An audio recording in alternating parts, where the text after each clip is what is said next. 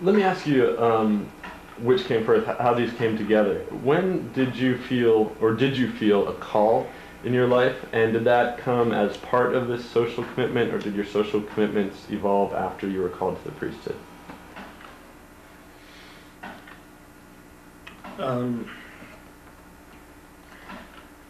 I try to think about when I decided, when the calling was, when it's never happened to me magically like that. It wasn't a kind of a, although I guess there were episodes that did happen. There was a calling specifically where I realized that this is the path that I've been called to take.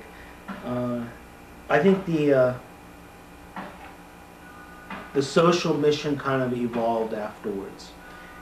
It's the service to the church, service to Christ, but then when you see what that involves and you realize that it's so futile, I think it was a reaction more than something that I evolved into it to say that this is what the church is telling you you have to do, and then realizing that there's a futility in that, and so because of that, here's another path. And then of course with study, with prayer life, active meditation, you realize that that is really a higher calling, to be able to serve, to be able to help. It's the calling of all religions. It's not just Christian.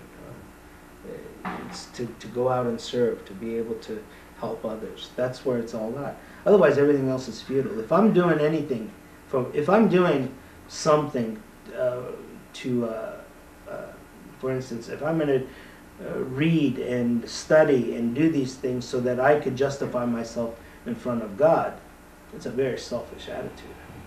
That's totally self-centered. And I don't think that's what religion is. I don't think that's what Christianity, definitely not Christianity. It's outward. It's you do it and you leave the rest to God. Whether he decides, there's people always come up to you and they say, oh, you're going to go to hell, you're going to go to heaven. They waste so much time deciding what God's going to do. If at that judgment day God decides you're going to hell, there's not much you can do about it. You can't say, oh, well, here's a few things that I did. I read this page. No, leave that to God and do the best you can over here, We worry too much about what he's going to do. You brought up, as you're trying to sort out all these ideas, prayer life, active meditation, reading scriptures. Can you characterize for us your daily spiritual practice?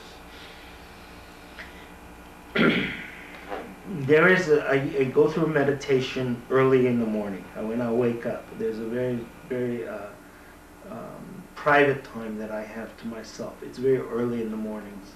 And it usually involves some meditation, some prayer, and a focus really for the day, because there's so many things to do, and that's all meditation is to be able to focus on what you have to do and what you have to accomplish.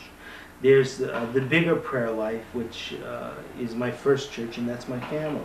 To be able to work with my kids, to be able to get them through their daily struggles, and so that also plays into my active prayer life, because each of them I see as just this beautiful gift from God. I have 3 kids, and they're just beautiful, incredible. When you look at them, you realize that there has to be something beyond this life. It really drives home the point about spirituality.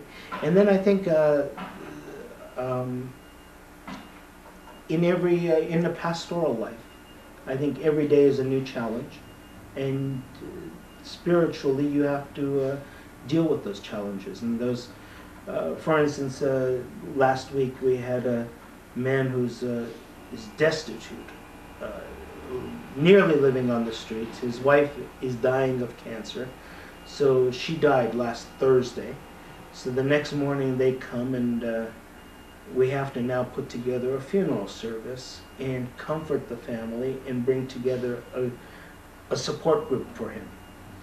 These are people that we've never even met before. Okay, so now that you've been presented with a challenge, so you go to your spirituality and you draw from that. So that's why from day to day it changes. From day to day you have new opportunities, new ways of dealing with life. And so you go to the source of your faith. You say your prayer that God give you the strength to be able to handle this situation, because you believe you're the hands, you're the arms of God to be able to reach to this man, to hug him. And then you start moving. You start picking up the phone, you call the people and say, okay, we need you to be there at the funeral, we need you to make sure this man's not alone tonight, make sure that his kids are taken care of, and boom, boom, boom. And one day does not look like the next day in our lives. There's never a dull moment in this job. Is that the same process? That's an excellent example showing how pastoral care interacts with spirituality.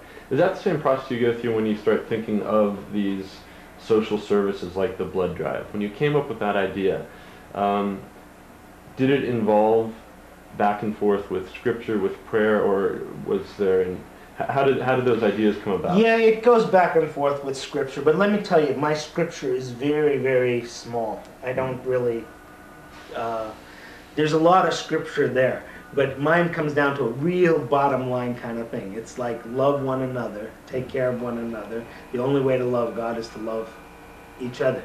And so if it fits in that context, it's like this broad scripture where you can just about do anything over there. And it works. It works because I always go through this little exercise in my head. If Jesus were around today and you asked him, 2,000 years later, would you like it that people remembered you or they remembered your message? I am sure that he would say, it'd be fine if they forgot my name, but they remembered what I had to teach. You know, I think his was a message. And I think all the great ones who came had this one simple message. It's the message of serving to love one another. Because isn't that the bottom line of why we're all here? Why religion is here in the first place? It's a system for us to interact with one another. Not only upward, but with one another.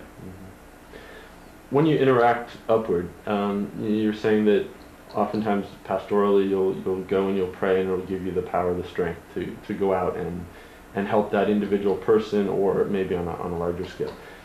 What is that engagement like for you? Do you have a conversation? Is it more structured? It's a lot of fear. It's a lot of doubt. There's times where as a pastor you have incredible doubts, and you have to be able to trust. It's also trust along with the doubts. There are situations, especially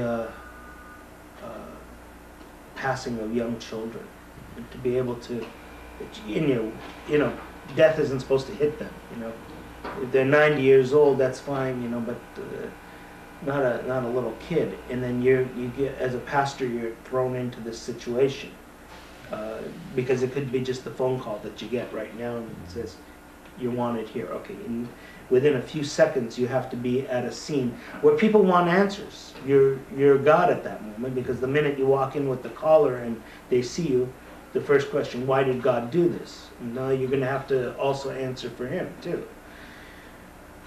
And at that moment you have to be able to pray, you have to be able to doubt, and you have to not be afraid to let God do, again, back to that what I said earlier, you have to be able to say, let God do his work and you do your work. You don't need to make excuses for God. You don't need to say anything except more than just be living there, be able to reach out to them. And I'll tell you, I make that prayer every time I go into a situation like that. I say a small prayer, God give me the strength. And I'll tell you, I don't know sometimes what I'm saying. I don't even know where these things come from. I'll say something, and then I'll catch myself. I'll say, I got to write that down. You know, like that was really nice. So, and I do believe that. I do believe that we're just vehicles. If you trust God, you open your mouth or you walk that way, or you extend your arms. Those arms will reach out to the people. They will talk. Your mouth will talk the right words, and your feet will go on the right path. It's this trust. But honestly, it's mixed with doubt too, because you see too much pain in this world. You have to really wonder what's going on with all this. So I think the doubt's there, but when you see some of these things, when you put trust in there, you trust God, he kind of alleviates the doubt. It goes away. That's great. I think that might be a great place to toss it over to Don.